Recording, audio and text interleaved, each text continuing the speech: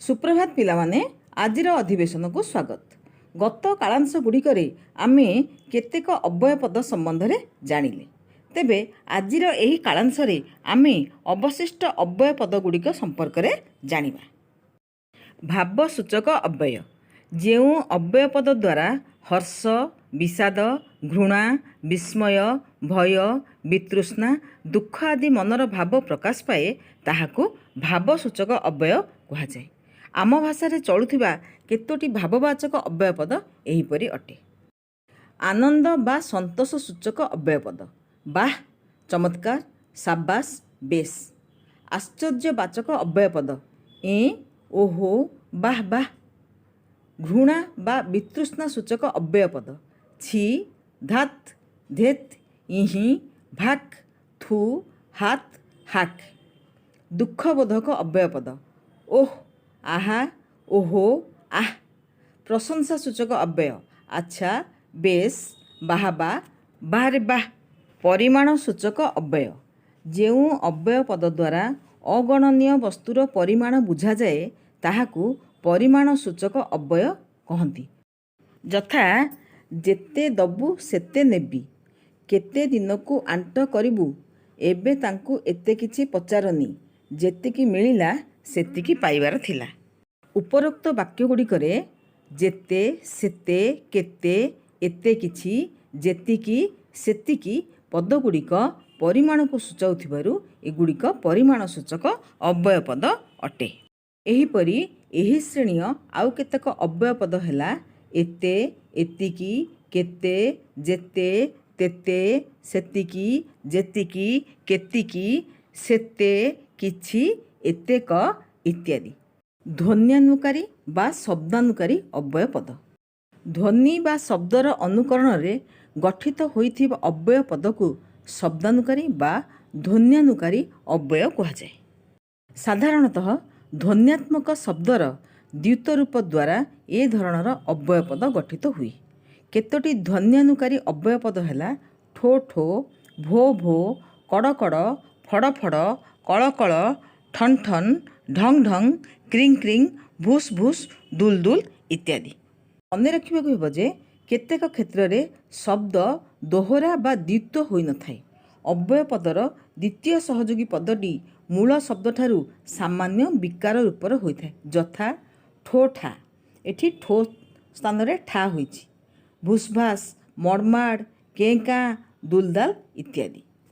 पुणी द्वित्व शब्द विशिष्ट अव्यय पद बहुवाचक अर्थ प्रकाश करे। शब्द निर्दिष्ट गोटे ध्वन्यात्मक अर्थ प्रकाश करथिले शब्दटी एक पद विशिष्ट हुए अथवा तहिरे किना, किणा, किनी आदि जोग होइथाए। यथा ठो किना मारिला, ठो ठा मारिला, ढो किणा बा ढो किणी फुटिला, ढो ढो फुटिला, दुलदाल पड़िला, दुल किणा पड़िला, ठक ठक शुभिला, ठक किनी शुभिला इत्यादि। समुदाय सूचक बा समष्टिवाचक अव्यय वाक्य अनेकंक समष्टि बा सामुदायिक बा समाहार को सामग्रिक भाव में बुझाइबा पई जेउ अव्यय पदगुड़िक व्यवहार हुए ताहाकू समुदाय सूचक बा समष्टिवाचक अव्यय कहुए। आस केतोटी उदाहरण देखिबा। मलय, अजय, विनय, विजय, ओगेर मिसी ए काम करछंती। नीना, मीना, लीना, झुना प्रमुख सेठाकू गले। भाई मो पाई बही, खाता, कलम, कागज इत्यादि आनिथिले।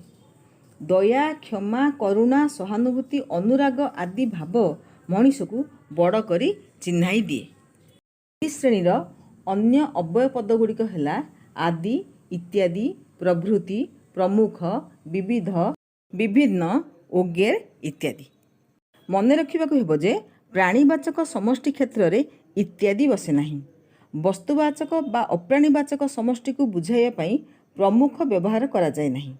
भाववाचक पदगुड़िकर समाहार बुझाइबा पई प्रायतः आदि ओ इत्यादि बसिथाए। आम ओडिया भाषा रे वाक्य रे भावार्थ प्रकाश पई प्रयोजन अनुसारे आउ केतेक प्रकार अव्यय पद प्रचलित होइथाए। सेगुड़िक हेला आनुक्रमिक अव्यय यथाक्रमे, क्रमशः, धीरे धीरे, आस्ते आस्ते, जाऊ जाऊ, नेई नेई, रही रही इत्यादि। ଏ ପ୍ରକାର ଅବ୍ୟୟ ପଦ ଦ୍ୱାରା କାର୍ଯ୍ୟର ନିରବଚ୍ଛିନ୍ନ କ୍ରମ ବୁଝାଯାଏ। ଅନୁଶୀଳନାତ୍ମକ ଅବ୍ୟୟ ମାନେ, ଯେ, ଅର୍ଥାତ୍, ଯଥା, ଆଦି, ଇତ୍ୟାଦି, ମାତ୍ରେ ପ୍ରଭୃତି ଏପରି କେତେକ ଅବ୍ୟୟ ପଦ କାର୍ଯ୍ୟ ସାଧନରେ ସହଯୋଗ କରିବା ସହିତ ଅନ୍ୟ ପଦ ବିଷୟରେ ଚିନ୍ତା କରିବାକୁ ସୂଚାଇ ଦିଅନ୍ତି।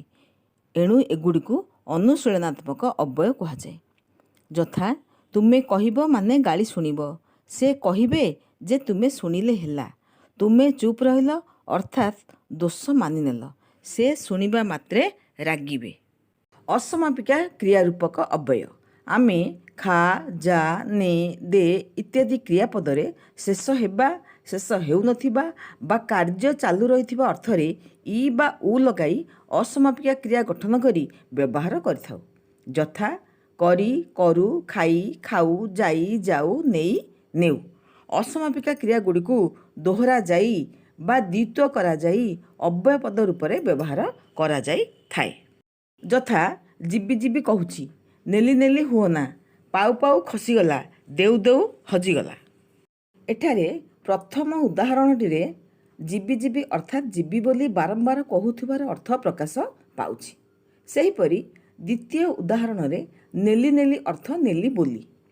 ତୃତୀୟ ଓ ଚତୁର୍ଥ ଦୃଷ୍ଟାନ୍ତରେ ପାଉ ପାଉ, ଦେଉ ଦେଉ ଅର୍ଥ ପାଇବା ମାତ୍ରେ, ଦେବା ମାତ୍ରେକୁ ବୁଝାଉଛି। ଏହି ଅର୍ଥଗୁଡ଼ିକ ଅବ୍ୟୟମୂଳକ ହୋଇ ପ୍ରକାଶ ପାଉଥିବାରୁ ଏବଂ ଏଗୁଡ଼ିକର ଦ୍ୱିତ୍ୱ ରୂପ ଅସମାପିକା କ୍ରିୟା ଭଳି ହୋଇଥିବାରୁ ଏ ଶ୍ରେଣୀର ଅବ୍ୟୟକୁ ଅସମାପିକା କ୍ରିୟାରୂପକ ଅବ୍ୟୟ କୁହାଯାଏ। କ୍ରିୟା ବିଶେଷଣାତ୍ମକ ଅବ୍ୟୟ ଶୀଘ୍ର, ହଠାତ୍, ଚଞ୍ଚଳ, ଆଦୌ, ଜଲ୍ଦି, ଫେର୍, ବେଶ୍, ଖୁବ୍ ଏ ପ୍ରକାର କେତେକ କ୍ରିୟା ବିଶେଷଣାତ୍ମକ ପଦ ବି ଆମ ଭାଷାରେ ଅବ୍ୟୟ ପଦ ରୂପେ ପ୍ରଚଳିତ ହୁଏ। ନିଶ୍ଚୟବୋଧକ ଅବ୍ୟୟ ନିଶ୍ଚୟ, ନିତାନ୍ତ, ଅନ୍ତତଃ, ସୁନିଶ୍ଚିତ, ଅଲବତ୍, ଯେମିତି ହେଲେ, କେମିତି ହେଲେ ଇତ୍ୟାଦି କେତେକ ଶବ୍ଦ ନିଶ୍ଚୟବୋଧକ ଅବ୍ୟୟ ପଦ ରୂପେ ଆମ ଭାଷାରେ ମଧ୍ୟ ପ୍ରଚଳିତ ହୁଏ। ସଂକୋଚନକାରୀ ଅବ୍ୟୟ ବରଂ, କିଛି, ମାତ୍ର, ବରଞ୍ଚ, ହେଲେ, ତଥାପି ଏପରି କେତେକ ଅବ୍ୟୟ ପଦକୁ ଆମ ଭାଷାରେ ଭାବର ଗୁରୁତ୍ୱକୁ ସଂକୋଚନ କରିବା ପାଇଁ ବ୍ୟବହାର କରାଯାଇଥାଏ। ଏଗୁଡ଼ିକ ସଂକୋଚନକାରୀ ଅବ୍ୟୟ ପଦ।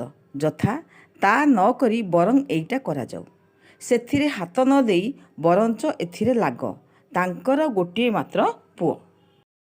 ଆଳଙ୍କାରିକ ଅବ୍ୟୟ ଆମେ କେତେକ ଛୋଟ ଛୋଟ ଅବ୍ୟୟ ପଦ ବାକ୍ୟରେ ବ୍ୟବହାର କରି କହିବାର ଭଙ୍ଗୀ ବା ସ୍ୱର ପରିବର୍ତ୍ତନ କରିଥାଉ। ବାକ୍ୟରେ ଶେଷ ହେବା ଅନ୍ତରେ ଲାଗି ଏ ପ୍ରକାର ଅବ୍ୟୟ ସ୍ୱର ପରିବର୍ତ୍ତନରେ ସାହାଯ୍ୟ କରିଥାନ୍ତି। ଏ ପ୍ରକାର ଅବ୍ୟୟ ମଧ୍ୟରୁ କେତୋଟି ଏହିପରି: କି, ଯେ, ନା, ତ, ମ, ଟି, ହଁ, ହେ, ରେ, ସେ। ବାକ୍ୟର ସୌନ୍ଦର୍ଯ୍ୟ ବୃଦ୍ଧି, ବାକ୍ୟରେ ଶ୍ରୁତିମାଧୁର୍ଯ୍ୟ ଓ ବାକ୍ଚାତୁରୀ ସୃଷ୍ଟି ପାଇଁ ଏ ପ୍ରକାର ଅବ୍ୟୟ ପଦକୁ ଅଳଙ୍କାର ଭାବରେ ବ୍ୟବହାର କରାଯାଇଥାଏ।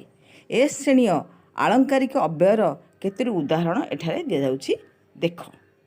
ଗଲାଣି ତ ଗଲା କଥାରେ ସଙ୍ଗାତ, ଅନୁସରିତ ପ୍ରଭୁ କାଳଯାକ ଗଲା ସରିତ, ଶୁଣମ ଶୁଣମ ବାଳା ମଧୁରେ ବୋଇଲା, କ୍ରମେ ଗ୍ରୀଷମ ଆସି ହେଲା ପ୍ରବେଶ ଯେ, ଏବେ ଦେଖୁନା କି ଦଶା ହେଲାଣି ହେ।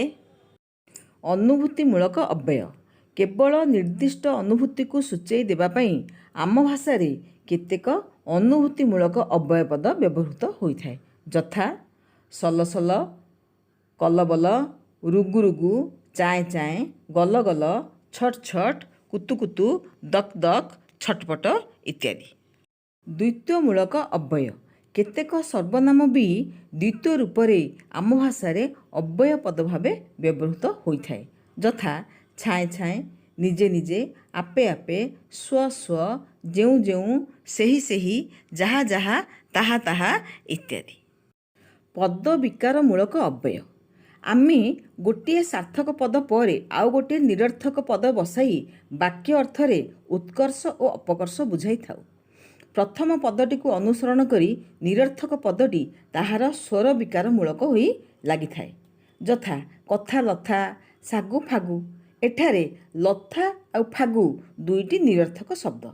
କଥା ଓ ଶାଗୁ ଶବ୍ଦର ସ୍ୱର ବା ଉଚ୍ଚାରଣ ଭଙ୍ଗୀରେ ବିକୃତ ଅନୁକରଣରେ ଲଥା ଏବଂ ଫାଗୁ ଶବ୍ଦ ଦୁଇଟି ଗଠିତ ହୋଇଛି ଓ ଯଥାକ୍ରମେ କଥା ଆଉ ଶାଗୁ ପଦରେ ଲାଗିଛି। ଏପରି ବିକାର ଉଚ୍ଚାରଣମୂଳକ ନିରର୍ଥକ ପଦଗୁଡ଼ିକ ମଧ୍ୟ ଏକ ଏକ ଅବ୍ୟୟ ପଦ। ଉଦାହରଣ ସ୍ୱରୂପ ଗଛ ଫଛ, ଗଛ ହେଲା ସାର୍ଥକ ପଦ ଓ ପଛ ନିରର୍ଥକ ଅବ୍ୟୟ ପଦ। ପିଲା ଝିଲା, ପିଲା ହେଲା ସାର୍ଥକ ପଦ ଓ ଝିଲା ନିରର୍ଥକ ଅବ୍ୟୟ ପଦ। ରାଗ ଫାଗ, ରାଗ ହେଲା ସାର୍ଥକ ପଦ ଓ ଫାଗ ହେଲା ନିରର୍ଥକ ଅବ୍ୟୟ ପଦ। ବାକ୍ୟାରମ୍ଭେ ଅବ୍ୟୟ। କେତେକ ବିଶେଷ୍ୟ ଓ ବିଶେଷଣ ପଦ ପରେ ତହ ସହ ପ୍ରତ୍ୟୟ ଲଗାଇ ଆମେ ନୂଆ ପ୍ରକାରର ପଦ ଗଠନ କରିଥାଉ। ସେହି ପଦଗୁଡ଼ିକୁ ବାକ୍ୟରେ ଅବ୍ୟୟ ପଦ ଭାବରେ ମଧ୍ୟ ବ୍ୟବହାର କରିଥାଉ। ଏ ପ୍ରକାର ଅବ୍ୟୟ ବାକ୍ୟର ଆରମ୍ଭରେ ବସାଯାଇଥାଏ। ଯଥା ମୂଳତଃ ମୂଳତଃ, ମୂଳତଃ ସେ ଏକଥା ବୁଝିନାହାନ୍ତି। ବିଶେଷତଃ ବିଶେଷତଃ, ବିଶେଷତଃ ଏ କାମ ସହଜରେ କରିହୁଏନି। ସାଧାରଣତଃ ସାଧାରଣତଃ, ସାଧାରଣତଃ ଆମେ ପ୍ରଥମେ ମଣିଷ ପରେ ଓଡ଼ିଆ। ଆପାତତଃ ଆପାତତଃ, ଆପାତତଃ ତାଙ୍କୁ ଟଙ୍କା ଦେଇ ସମସ୍ୟା ତୁଟାଅ। ଏ ପ୍ରକାର ତଃ ମୂଳକ ଅବ୍ୟୟ ବାକ୍ୟର ଆରମ୍ଭରେ ବ୍ୟବହାର କରାଯାଏ। ଏଗୁଡ଼ିକ ମୂଳ ବିଶେଷ୍ୟ ଓ ବିଶେଷଣ ପଦକୁ ଭାବାର୍ଥ, ସମ୍ବନ୍ଧାର୍ଥ, ପ୍ରକାରାର୍ଥ, ନିମିତ୍ତାର୍ଥ କରିଥାଏ। ଯଥା ବିଶେଷତଃ ବିଶେଷ ଭାବରେ, ଆପାତତଃ ଆପାତ ବା ବର୍ତ୍ତମାନ ପାଇଁ। ଏ ଶ୍ରେଣୀର ଆଉ କେତୋଟି ଅବ୍ୟୟ ପଦ ହେଲା ପ୍ରଥମତଃ, ସ୍ୱଭାବତଃ, ପ୍ରାୟଶଃ, ଫଳତଃ, ଶାସ୍ତ୍ରତଃ, ସ୍ଥୂଳତଃ, ସୂକ୍ଷ୍ମତଃ ଇତ୍ୟାଦି। ଆ ଯୋଗେ ଅବ୍ୟୟ। କେତେକ ମୂଳ ପଦ ବା ମୂଳ ଶବ୍ଦ ପୂର୍ବରୁ ଆ ଉପସର୍ଗ ଯୋଗ କରାଯାଇ ଆମ ଭାଷାରେ ଅବ୍ୟୟ ପଦ ରୂପରେ ବ୍ୟବହାର କରାଯାଏ। ଯଥା ଆ କଣ୍ଠ ଆକଣ୍ଠ, ଆ ଜୀବନ ଆଜୀବନ, ଆ ଜନ୍ମ ଆଜନ୍ମ, ଆ କୁମାରୀ ହିମାଳୟ ଆକୁମାରୀ ହିମାଳୟ। ଏ ପ୍ରକାର ଅବ୍ୟୟ ବ୍ୟାପ୍ତି ବା ପର୍ଯ୍ୟନ୍ତ ଅର୍ଥରେ ବ୍ୟବହାର କରାଯାଏ। ଯଥା ମୁଁ ଆକଣ୍ଠ ଭୋଜନ କଲି, ସେ ଆଜୀବନ ଦୁଃଖୀ। ପିଲାମାନେ, ଆଜିର ଅଧିବେଶନ ଏତିକିରେ ସମାପ୍ତ କରୁଅଛି। ଧନ୍ୟବାଦ।